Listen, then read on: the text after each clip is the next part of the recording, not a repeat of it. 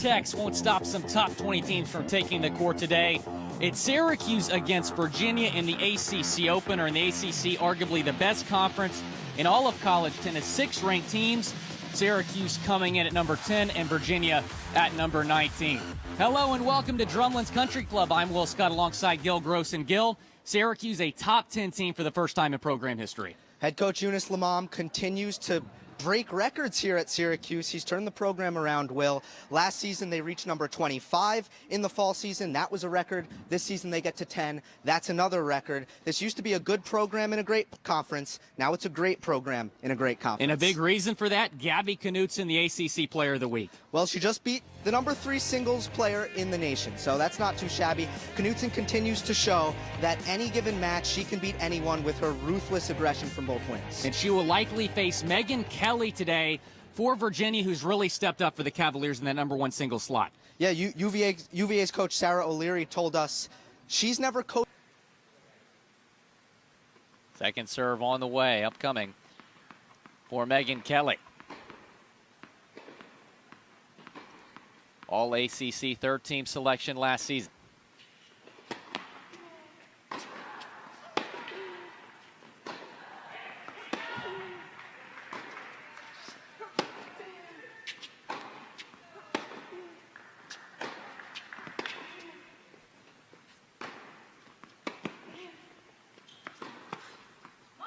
Knutson got it. And it's 5-5. Unbelievable. This is what it takes. You got to string together. And the second double fault of the tiebreak. It is match point and dual point for Virginia. Well, she needs to focus on making Kelly work to close this out. We just saw from Yusupova, it's not easy to close out a match, but Megan Kelly is so mentally strong. Here we go, serving for the duel. It's Megan Kelly. Second serve upcoming. Knutson needs to win 3 straight points to extend the tiebreak. And the duel for Syracuse. He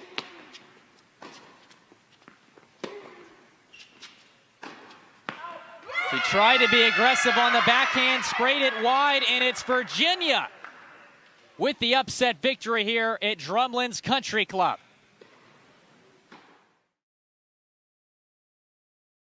Yes, is the metaphor there. Will, when you look at Chris Mack and what he's done so quickly, what does the future now of this program look like? He was a godsend for this Louisville program. It was kind of a risk for him to go to the Cardinals. I mean, this, like you said, Cooper, very scandalous program over the years, and he's come in and just 1 year revitalized this entire program, not just on the court, but in recruiting as well. They're a top 5 recruiting class. So as long as he is at the helm, this Cardinal team has a very, very bright future. It's a fun Louisville team to look at. It's Cuse Countdown. Cooper and Will back with you. Will, it's time to meet the card. Should be fun. Plenty of transfers on this Louisville team in Chris Mack's first year. Yeah, you're 100% right about that. And let's talk about a few of those transfers. We'll start with Dwayne Sutton, the redshirt junior guard, a former walk-on. He comes to Louisville, and he started every single game this year for the Cards. Yeah, the transfer from UNC Asheville, he has been really good this year for this Louisville team, probably their most consistent player. He has been really good in ACC play, specifically 4 double-doubles in conference play. Well, he's been really good, averaging over 11 points per game and just under 7 rebounds per game. Another man to watch out for, Christian Cunningham, the guard and grad transfer from Samford. Will, do you know where Samford is? Alabama. Well done. There we go. Sweet home Alabama. Most people don't really know that, but since he's arrived on campus in 2017, he's played in every single game, and he's also a captain this year for Louisville. Yeah, he has been, unlike Sutton, though, a little bit inconsistent. Sometimes he'll go off and score 20 points like he did against Florida State, but in that very next game against Duke, he didn't make a single shot, no points against the Blue Devils. But normally when he plays well, Louisville wins. Yeah, he said post-game after that Duke game that the Duke came out in some kind of half-court zone press, really struggled to take care of the basketball, but you know, he's Kai Mason, a grad transfer from Yale, who has tournament experience And it came against the Bears in an NCAA tournament a couple years ago. Now he leads Baylor. Well, you know what they say, Coop, if you can't beat him, get him. And that's exactly what Baylor did with Mekhi Mason. He dropped 31 on the Bears during that big upset a couple years back on March Madness, and now he's their leading scorer, leads the team in assists and points. He's their best player, Sean. Yeah, he almost basically pulled a reverse Kevin Durant, maybe, perhaps. Of the three main guys that we're about to talk overall for this Baylor team, and so does Will Scott. He's going to explain who and how Baylor can beat the SU zone from deep. Well, something that may concern Syracuse fans with Baylor is how they've been shooting the three ball as of late. Let's roll the tape here. It's a conference game against Texas, down 17, 8 minutes left. Game's over, right? Well, with the way Baylor shoots the three, especially in the corner, they're never out of games. They came back and won this game. They love to set up in the corner for threes. Mario Kegler knocking down the three right there. And then someone to keep your eye on if you're Syracuse is Devontae Bandu. He is lights out from beyond the arc, 39% this season, leading the Bears in that category. Baylor with a monstrous comeback there. They also rebound the ball well, surprisingly, 11th in the country in offensive rebounds per game. They grab the board here, and look at this. They got four guys wide open, ready to shoot the basketball. You cannot allow this to happen because they will punish you. What they love to do is get offensive rebounds and then kick out to their shooters, and that contributed to their 10-8 record in Big 12 play. And if you're Syracuse with that zone defense, when going up against the zone, I should say, you may have more open looks for threes. Syracuse cannot let Baylor get hot from beyond the arc, or it may be a 9-8 upset in Salt Lake City. And you look at that point guard position that's going to have to be filled with Frank Howard's absence. Who are you going to play? Jalen Carey? I don't think so. You're not going to trust that man. He's averaged 12.7 minutes a game. You're suddenly going to play him in a must-win situation to try to win a championship? No. I'm so tempted to say Jalen Carey, but I'm going to have to say Buddy Boeheim. This is a guy that's played so well down the stretch for Syracuse. He shot the ball so well. He's turned into one of the best shooters in the ACC, and with Frank Howard out, I'd expect Buddy Boeheim to even put more shots up than he normally does. He had 20 against Pitt in the ACC tournament, 15 against Duke. I'd expect him to get a lot of open looks against this Baylor defense. It's going to be a different offensive look for Syracuse. What we do know is this one's probably going to be slow. SU ranks worse than 250th in the country in possessions per game. Baylor, though, has struggled against teams that like to run. Sometimes SU has gone on the break. We saw that against Duke, teams like that. Should Syracuse, and most importantly, will Syracuse, when we look into the ball, run? A couple of hours ago when Frank Howard was supposed to play, I would have told you no, but with Tyus Battle and Jalen Carey possibly running the point, I would like to see Syracuse be more fast-paced. Look, when you go back to that Duke game, for example, Tyus Battle was running the point as the crystal ball is agreeing with me. Apparently so. It's like a magic 8-ball, right? When Tyus and Carey have run the point this year, Syracuse has played more fast-paced, and they've played maybe a little bit better. So I would expect them to hopefully do that tomorrow.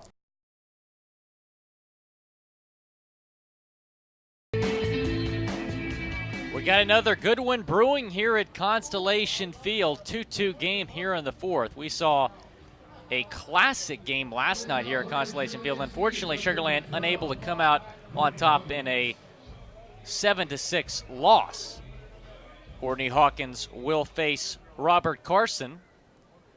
Here as we begin action in the bottom half of the fourth inning. Hawkins was at the plate when Silverio got caught in that rundown between second and third. First pitch on the way, and that is sent into center field. Running in is Witherspoon, and he makes the catch to his left for out number one. One pitch, one out for Carson here to start his fourth inning. He'll face Matt Chavez, who struck out his first time up. Actually, Carson's only strikeout victim thus far. Carson was listed as the 16th best prospect in the Mets organization in 2010. Moved up all the way to 12 before 2011 spring training. Made his debut in 2012 with the New York Mets. Chavez looks at ball one, low and outside. Chavez batting here from the right side. He looks at ball two, upstairs and outside from Robert Carson. Well, Lost Cajun, a new sponsor for Sweet 96 on the broadcast. Carson saying his favorite food is seafood, especially any kind of Cajun seafood. Gotta like that. The 2-0 is fouled back. Also a big fan of rock and heavy metal. Man, so Carson seems like a guy that we could both get along with. Yep. Chavez, 2-1 count to the first baseman. 1 out, Sugarland and York tied at 2 apiece as Chavez fouls that one back.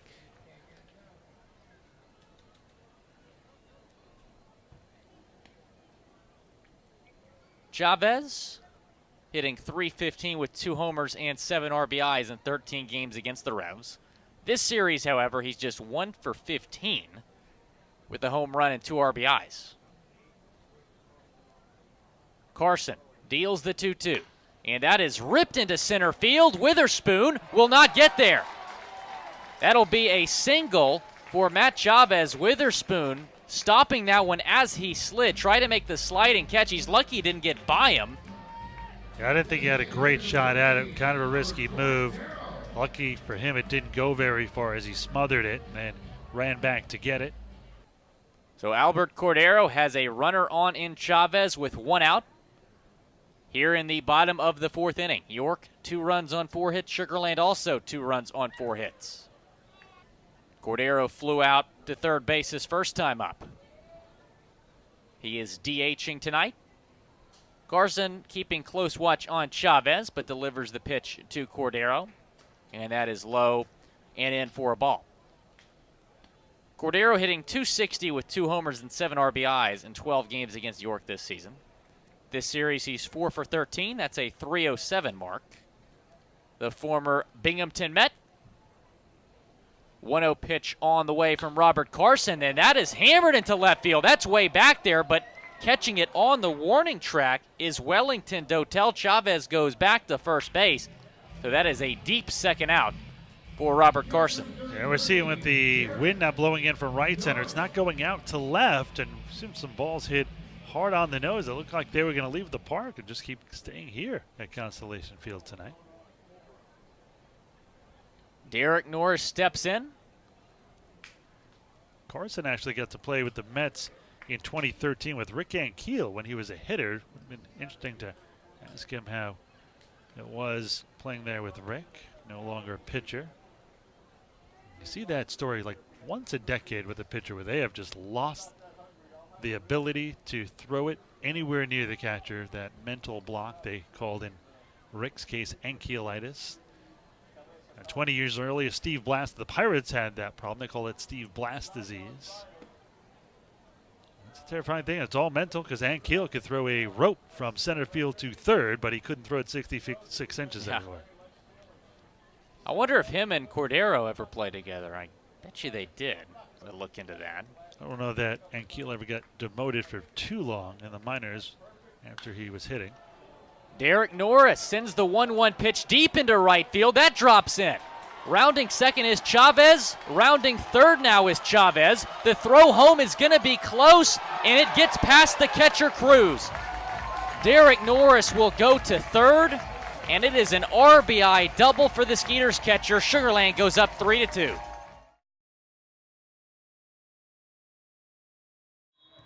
Couple more points here. They'll be in good shape here in the third set. They're up 12-10.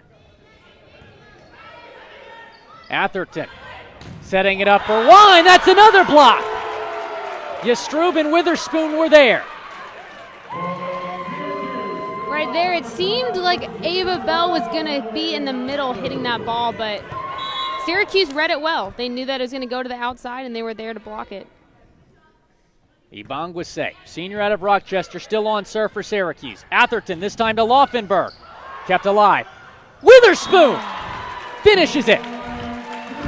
That's why you have her at the net, because she does things like that.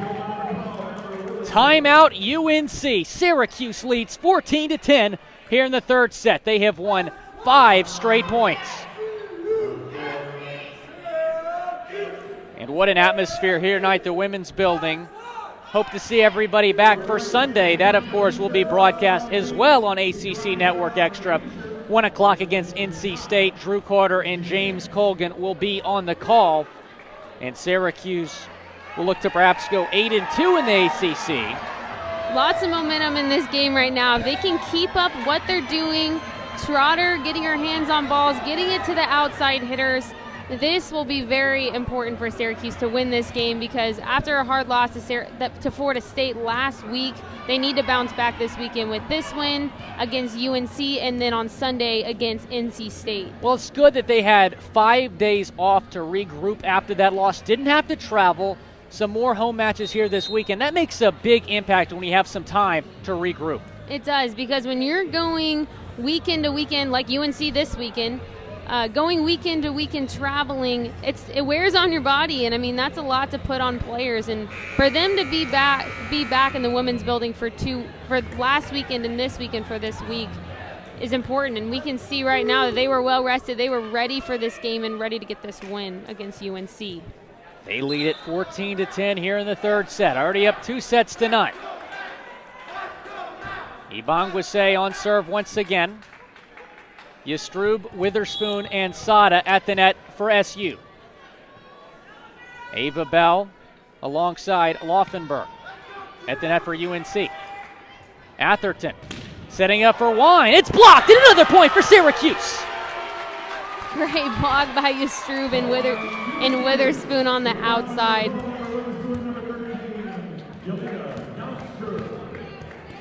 (15-10) Orange. They're starting to pull away.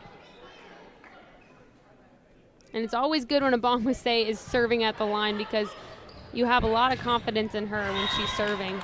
Skylar Wine over the top of the block, and UNC able to get their 11th point of this set. That stops a 6-0 run from Syracuse. At the service line is Greer Mosman, the junior from California, went to Torrey Pines High School. A lot of golf fans were familiar with Torrey Pines, of course, as that one is a kill for Elisada. Elisada's been a good leader on the court this game.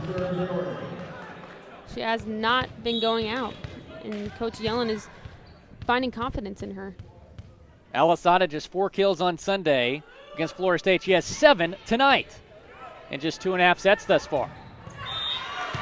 And a good kill right there from Ava Bell between the blocks. Shimanova and Witherspoon were there, but she got the ball into the middle of them, and no one was there to return it behind them.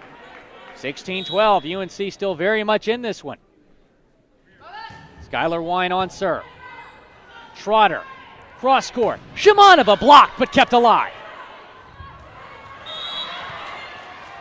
Man, you wish that would have stayed in play because that was a really good save by Lucas once Shimanova was blocked. Lagarde able to finish that one. Syracuse has to get the momentum back or else UNC is going to take over this set. Skylar Wine. Trotter. Shimanova again. And this time she gets it to go. 17-13 Syracuse. Big swing in momentum right there. Would have been 16-14. Had UNC been able to win that point. Instead, it's 17-13 Syracuse. Yelena Yastrub on serve, and she's been really good at the service line in this match. She has. Oh, I jinxed it. The good old broadcaster jinx never fails. But no, I mean, Yastrub this game has really stepped up, and a spark has lit into her young sophomore self this game. And she struggled against Florida State. Really good to see her playing well again tonight against UNC. And that's an ace. Fraudenberg. That was poor communication by Witherspoon and Sada right there. Sada just needs to go for it because, I mean, she's the one in the back row. She's the one that should be getting that pass up to Trotter. Don't look now, but UNC within 2, 17-15. Lucas with the dig. Trotter setting up for Shimanova. The soft touch, but it doesn't go over the net. Attack error right there from the freshman. It's 17-16 now. Yeah, this set, you can tell Shimanova's a little bit frustrated. You don't see her missing many hits from the outside, so she's just got to get her confidence back in this one. Trotter to Shimanova. They'll try it again. This time it goes. A cross-court kill.